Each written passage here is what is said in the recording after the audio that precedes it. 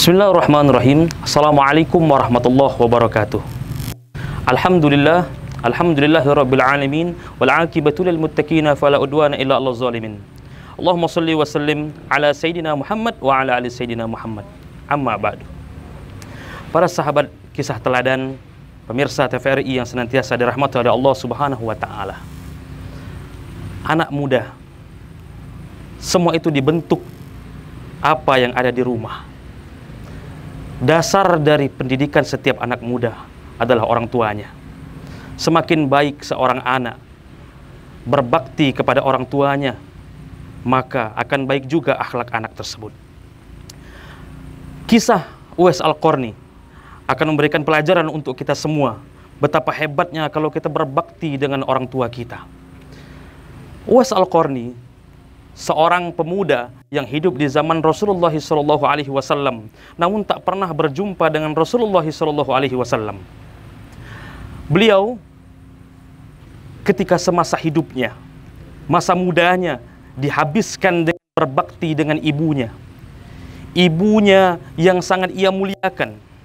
Perlu diketahui bahwa ibunya Uwais Al-Qarni ini orang yang lumpuh. Tidak ada satu kata pun yang disampaikan oleh ibunya tanpa ditolak oleh Uwais Al-Qarni. Uwais Al-Qarni selalu mengiyakan apa yang ibunya inginkan. Pernah seketika ibunya berkata kepada Uwais Al-Qarni, "Wahai anakku, umurku sudah tua, kondisiku sudah sakit. Ada keinginan yang aku inginkan, wahai anakku." Uwais menjawab, "Apa itu ibu? Akan aku kabulkan apa yang engkau inginkan, wahai ibuku." Ibunya berbicara kepada Uwais bahwa keinginannya untuk melaksanakan ibadah haji.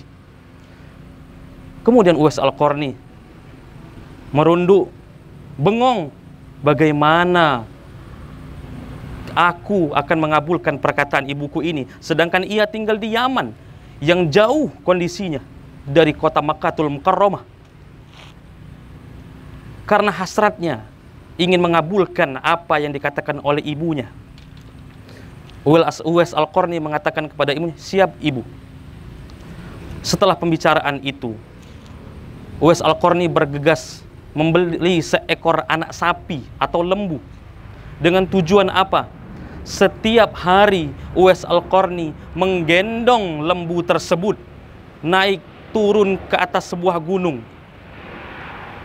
Bahkan orang-orang di sekitarnya mengatakan bahwa Uwais Al-Qarni adalah seorang yang gila. Di mana-mana orang itu kalau punya sapi itu dipelihara, bukan malah digendong. Karena tujuannya satu, ia mau membawa ibunya untuk melaksanakan ibadah haji. Sampai pada saatnya musim haji, kebiasaan Uwais Al-Qarni selama 8 bulan menggendong seekor lembu, seekor anak sapi, membuat badannya kekar dan berotot. Tujuannya untuk menggendong ibunya dari negeri Yaman sampai ke kota Makkatul Mukarramah. Ketika masuk bulan haji, dengan gagahnya Uwais Al-Qarni menggendong ibunya, mengelilingi Ka'bah, melaksanakan kewajiban-kewajiban dan rukun-rukun ibadah haji. Tidak ada satupun yang terlewat apa yang dilakukan oleh Uwais Al-Qarni. Ia selalu menggendong ibunya. Ketika berada di Maqam Ibrahim alaihissalam, Uwais Al-Qarni berdoa yang lama, "Ya Allah, ampunilah dosa ibuku, ya Allah. Ampunilah dosa ibuku dan masukkan ia ke dalam surga, ya Allah." Sampai ibunya menegur, "Wahai anakku, cukuplah, cukuplah. Doakan untuk dirimu, karena engkau membutuhkan dunia ini juga." Bahkan Uwais Al-Qarni tak mau mengingat doa-doa yang lain kecuali mendoakan ibunya. Saking hebatnya Uwais Al-Qarni, ia pernah mendapatkan salam dari baginda Rasulullah SAW. Ia tak berjumpa dengan Nabi, namun Nabi SAW menitipkan salam. Ketika musim haji, setelah melaksanakan ibadah haji, Uwais Al-Qarni menuju ke rumah Rasulullah di Madinatul Munawwarah. Namun Rasulullah sedang tidak ada di rumahnya. dan Uwais Al-Qarni merasa bersedih demi mengantarkan ibunya kembali ke negeri Yaman. Hal inilah yang menjadikan Uwais Al-Qarni seorang yang dirindukan oleh langit.